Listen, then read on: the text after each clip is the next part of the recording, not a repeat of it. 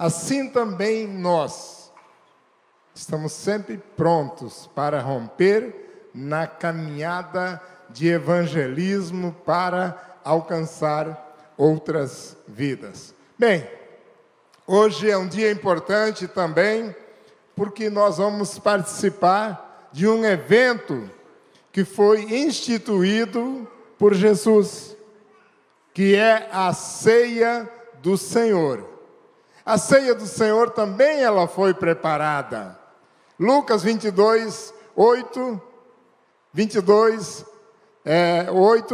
o Senhor Jesus enviou Pedro e João à frente para que eles preparassem o lugar da ceia do Senhor. E eu quero convidar você para abrir a sua Bíblia aí em Lucas 22, vamos ler de 1 a 8. Se bem que nós depois vamos continuar lendo ainda mais alguns versículos, mas vamos ler inicialmente do 1 ao 8. Agradeço a Deus porque Ele tem trazido você até aqui. Eu sei que Deus tem plano na vida de cada um de nós, mas às vezes desanimamos por pouca coisa. Mas quando você deixa Deus trabalhar, a vitória é certa. Amém?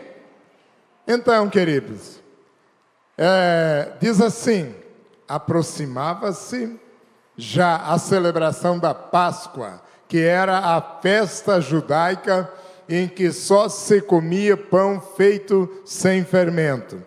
Os principais dos sacerdotes e mestres da lei tramavam ativamente o assassinato de Jesus, pensando na maneira de o matar sem provocar tumulto, perigo que muito receavam. Então, Satanás entrou em Judas Iscariotes, um dos 12 discípulos, o qual foi ter com os principais dos sacerdotes e com os capitães da guarda do templo, a fim de combinar a melhor maneira de entregar Jesus nas suas mãos. Eles ficaram muito satisfeitos ao saberem que Judas estava pronto a auxiliá-los e prometeram-lhe uma recompensa. Assim, começou a aguardar qualquer oportunidade de lhes entregar Jesus sem dar muito nas vistas. Ao chegar o dia da celebração, no qual se matava o cordeiro da Páscoa, que depois se comia com pão sem fermento, Jesus enviou Pedro e João à frente para que arranjassem onde preparar a sua refeição da Páscoa. Amém?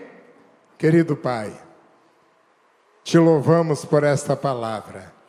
Agradecemos ao Senhor, porque foi o Senhor quem fez todas as coisas, desde a criação, desde estabelecer os tempos, as eras e todas as coisas, Pai. A multiplicação dos homens sobre a face da terra, Pai, e toda a inteligência humana foi o Senhor quem deu ao homem, e o Senhor mesmo disse que não haveria limites para tudo aquilo que o homem fosse instituir. Por isso, Pai, clamamos a Tua misericórdia, para que o Senhor nos instrua e nos ensine a tão somente fazer o bem e te servir e glorificar o Teu nome. Por isso te agradecemos em nome do Senhor Jesus. Amém. Bem, queridos, a ceia do Senhor, então, ela aconteceu no mesmo dia em que se celebrava a Páscoa dos judeus. Os discípulos começaram a se reunir, então, durante essa festa do amor, festa ágape, para ali juntos celebrarem a Páscoa. E tiveram, então, o momento solene da Páscoa dos judeus, aonde Jesus também, então, anunciou a celebração da ceia do Senhor. Ela foi instituída por Jesus, na noite em que ele foi traído. No 19 e 20, aí do mesmo capítulo que vocês estão com a Bíblia aberta, diz assim: tomando o pão, deu graças, partiu-o e o deu aos discípulos, dizendo: isto é o meu corpo, dado em favor de vocês. Façam isto em memória de mim. Em memória de mim. Da mesma forma, depois da ceia, ele tomou o cálice e disse: este cálice é a nova aliança no meu sangue, derramado em favor de vocês. Amém? Observe que o próprio Cristo presente, vivo, declarou essas coisas na instituição da ceia do Senhor. Não sei se acontece com vocês, mas aconteceu muito comigo, de situar os textos bíblicos numa mesma época. Da mesma forma, quando a gente fala Pedro, Tiago, João, e aí a gente inclui Paulo também, na mesma época, mas Paulo não foi da mesma época, foi de uma geração seguinte.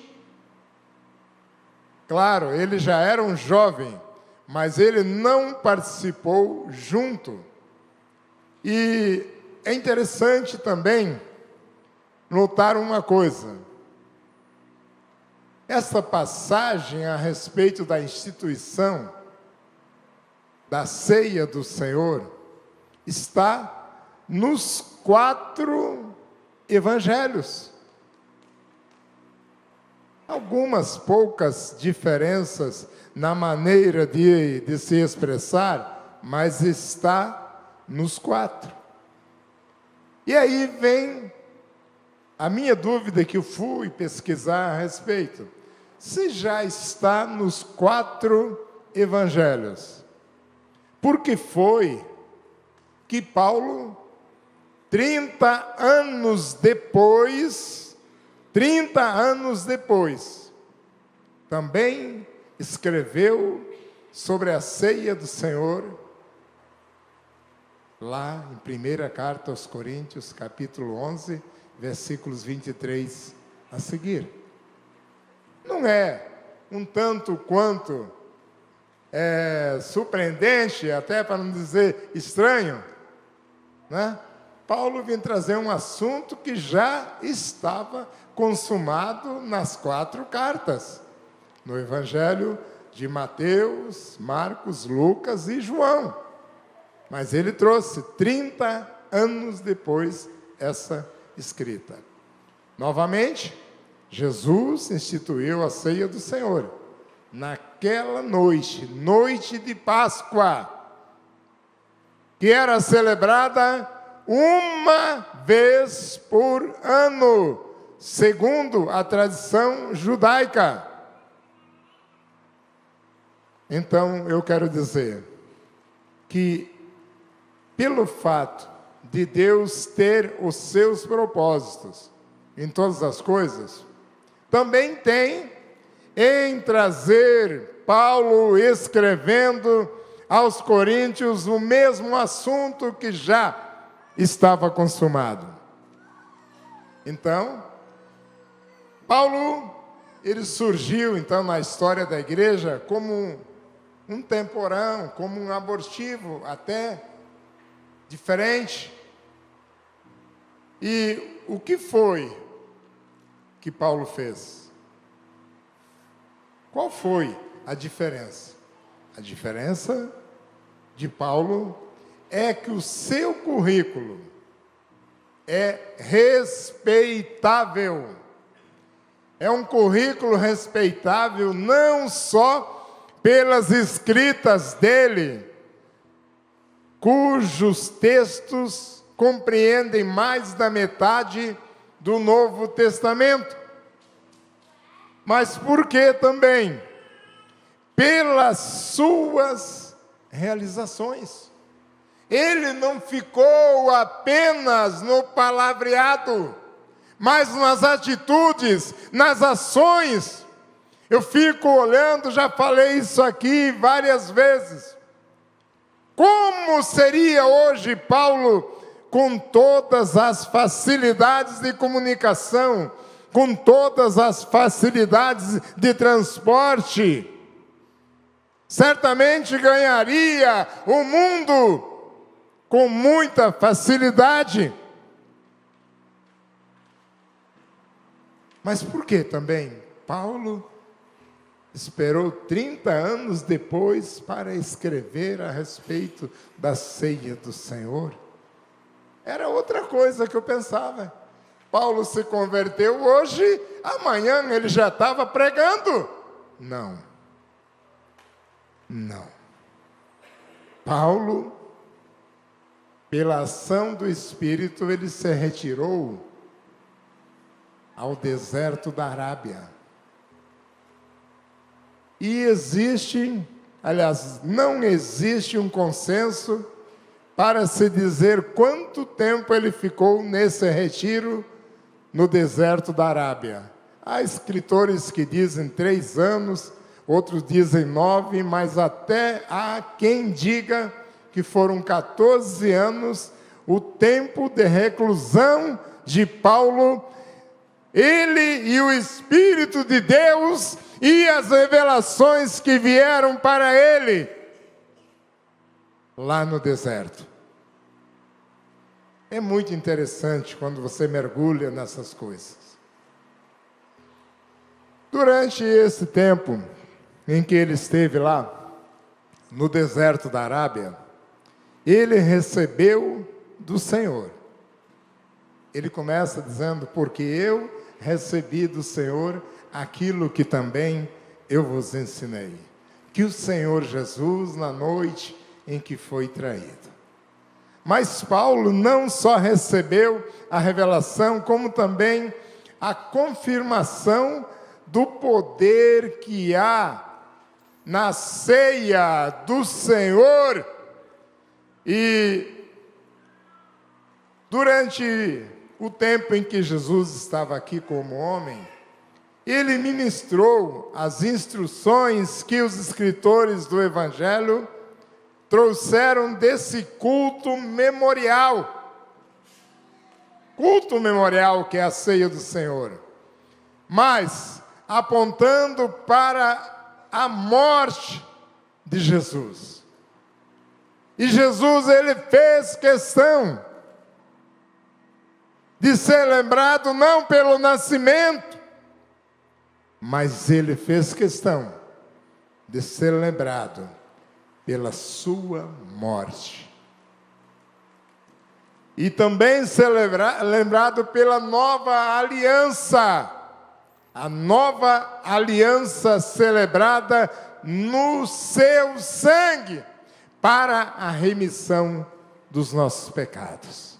Olha o privilégio que você e eu temos. E ali naquele lugar chamado cenáculo, onde os discípulos se reuniram, eles eram apenas ouvintes, passivos. Ouvintes passivos. Por quê? Cristo ainda não havia sido crucificado. Ficou um tanto difícil para eles entenderem isso, aqueles 12 discípulos. Mas depois, eles entenderam, quando eles foram participantes da sua morte e da sua gloriosa ressurreição. Por quê? Então, os 4 evangelistas escreveram aquilo que os discípulos participaram lá no cenáculo.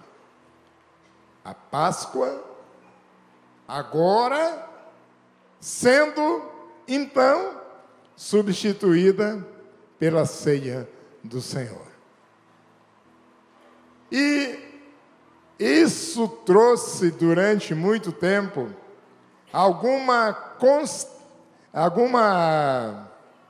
dúvida, contestação a respeito dos elementos da ceia, principalmente no 3º século, quando havia muita heresia dentro da igreja nominal, não a igreja verdadeira.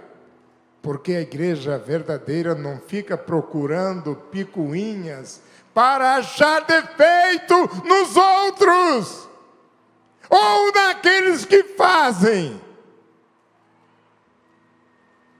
Aqueles que fazem se preocupam em fazer o melhor.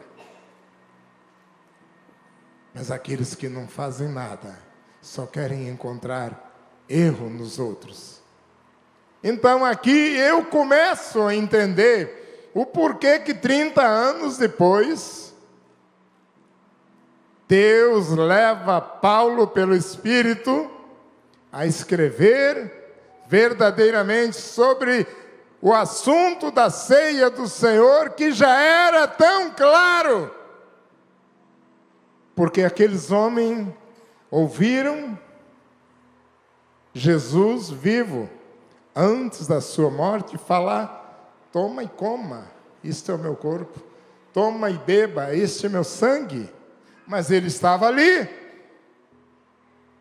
Agora não, lá no deserto, Paulo e o Espírito de Deus, e a revelação plena daquilo que já era realidade, para que não houvesse contestação, para que todos entendessem essa verdade. Então, lá no deserto da Arábia, ele se revelou a Paulo, em espírito e em verdade. Eu recebi do Senhor aquilo que eu vos ensinei. Queridos, os planos de Deus, através de Paulo, geraram então muito crédito nos gentios e em todos aqueles que creram, em virtude da seriedade com que Paulo tratava as coisas de Deus. É isso que você e eu, meu irmão, minha irmã, temos que olhar, focar na realidade bíblica que veio para nós, não flutuante, duvidosa, mas certa, precisa, concisa, pela palavra de Deus, revelada pelo Espírito Santo. A última ceia. A última ceia de Jesus. A última Páscoa. Mas a primeira ceia do Senhor. Aquelas atitudes daqueles homens ali no cenáculo, e que foram narradas pelos 4 evangelistas, ela apresenta 2 momentos importantes. Primeiro, é Jesus com os 12 apóstolos. Se reuniram num local pré-determinado, pré-disposto já, aonde Jesus orientou como eles deveriam fazer para celebrarem a ceia pascal, conforme o ritual judaico da Páscoa e conforme a lei de Moisés. Esse foi um primeiro momento. E o segundo momento, durante essa ceia pascal, Jesus, então, estabelece a ceia do Senhor. Muita gente fica em dúvida, sim, mas, rapaz, por que é que Judas estava lá? Né?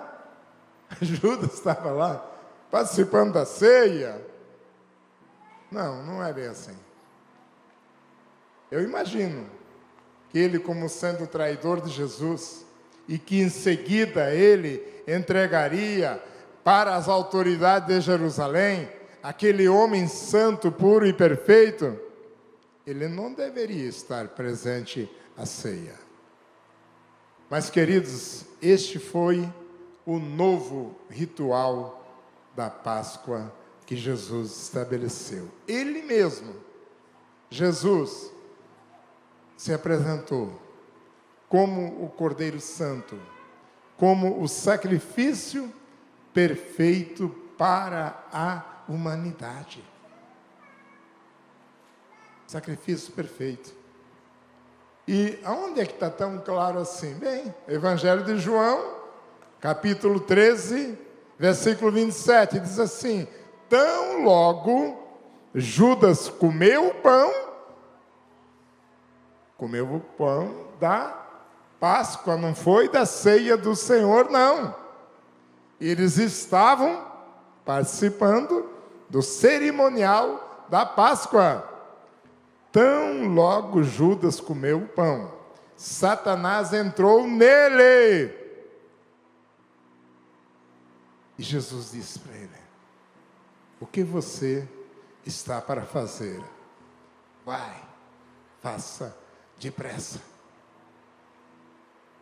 Vai, faça depressa. João 13, 27. Assim que comeu o pão, Judas saiu e era noite. Judas saiu e era noite.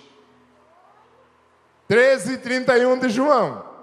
Depois que Judas saiu, Jesus disse: agora o Filho do Homem é glorificado e Deus é glorificado nele. E Deus é glorificado no Filho do Homem. Amém? Por que então a ceia do Senhor é tão importante e tão significativa? Por quê? Porque é um momento muito sério. E é um momento muito importante para todo o cristão. Para todo o cristão é importante. E só deve participar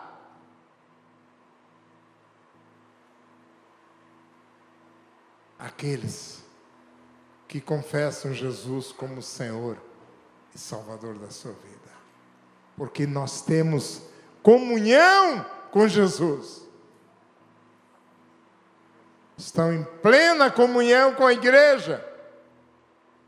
E confiam plenamente no sacrifício perfeito que aconteceu lá na cruz. Fora disso, para quê? Por quê que Judas não participou? Porque era traidor. Por que que nós devemos participar da ceia do Senhor?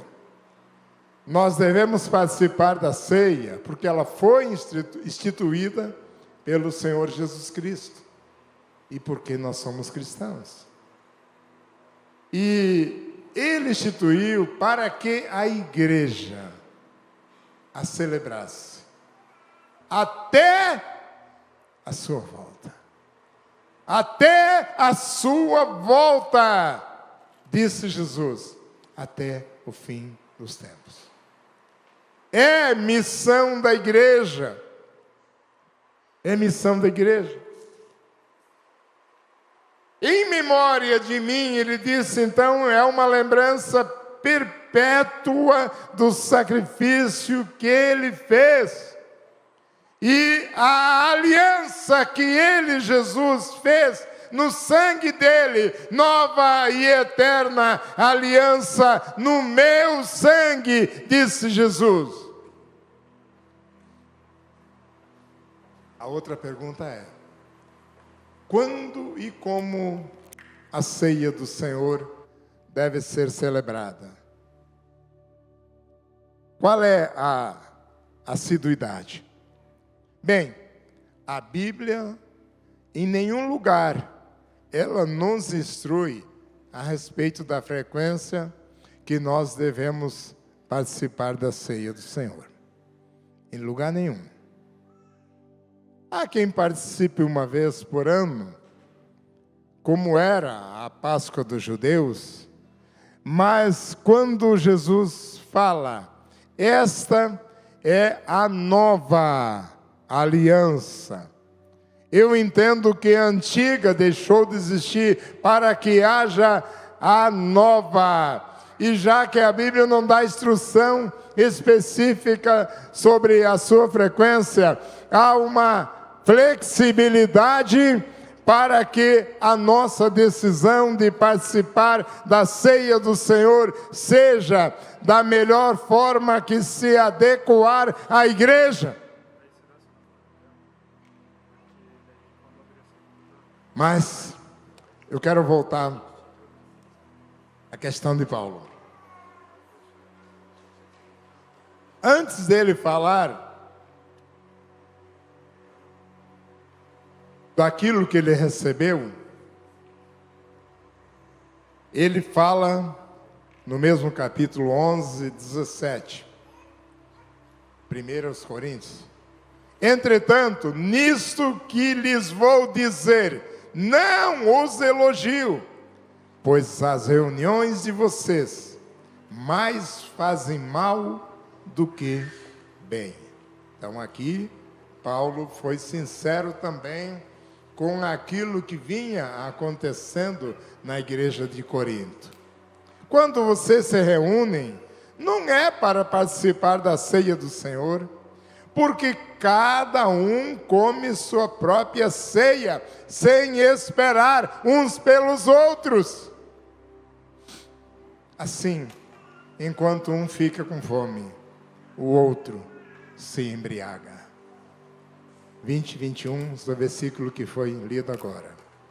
Então, queridos, a ceia do Senhor, nós devemos participar com reverência, com amor profundo, não como se ela fosse um ritual, mas como uma comunhão com o Pai Celestial e com cada um de nós. Então, um sentimento também grande de gratidão ao Senhor Jesus por ter pago o preço pelo meu pecado lá naquela cruz. E também, para que eu participe da ceia, eu tenho que estar disposto a memorizar a morte de Cristo naquela cruz até que Ele venha. Esse memorizar não é só estar lembrando aqui ou acolá, é eu fazer alguma coisa em prol disso, que é o cumprimento da ordem de Jesus: ide, pregai o Evangelho. Aproveitem as oportunidades. Também temos que ser cumpridores da palavra, não só meros ouvintes. Não há sentido participar de qualquer forma. Não há sentido de participarmos da ceia do Senhor se nós não temos nenhuma semelhança com Jesus. Porque se eu sou um cristão, eu então participo dessa alegria que é a ceia do Senhor. Vamos ver como é que Paulo fala em 1 Coríntios 11, 23. Pois eu recebi do Senhor o que também eu lhes entreguei, que o Senhor Jesus, na noite em que foi traído, tomou o pão e, tendo dado graças, partiu e disse: isto é o meu corpo que é partido em favor de vocês. Façam isto em memória de mim. Da mesma forma, depois de ter ceado, ele tomou o cálice e disse: este cálice é a nova aliança no meu sangue. Façam isso sempre que o beberem, em memória de mim. Porque sempre que comerem deste pão e beberem deste cálice, vocês estão anunciando a morte do Senhor até que Ele venha. Até que Ele venha. Agora, vamos ver a outra parte. Quem não participa da ceia do Senhor? Aqui está um segredo. A igreja não tem autoridade de proibir ninguém de participar da ceia. Paulo escreve assim: examine-se, pois, o homem a si mesmo, e então coma do pão e beba do cálice. Esta é a verdade. Quem não pode participar? A igreja não proíbe, mas a igreja ensina. Por exemplo, todo aquele que não compreende o significado da ceia do Senhor. E que nessa noite nós deixamos claro aqui: aquele que desconhece os princípios fundamentais de amor, de perdão, etc., do cristianismo. Aquele que ainda não recebeu Cristo como único, verdadeiro e suficiente Salvador. Aquele que não pertence ao povo de Deus. Queridos, a igreja, ela não pode ficar omissa. Ela tem que rebanhar as vidas. Ela tem que trabalhar com cada uma através da escola bíblica, através do discipulado, através dos treinamentos, como aconteceu o encontro com Deus, que foi simplesmente maravilhoso, e cada ano que passa tem se tornado melhor.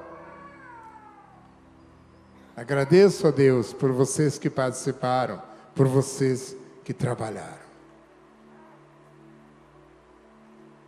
Então aqui está, claro, a respeito da ceia do Senhor.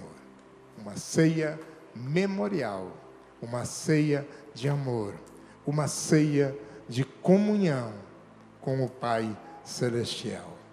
Amém? Enquanto os obreiros se preparam para servirem a ceia do Senhor,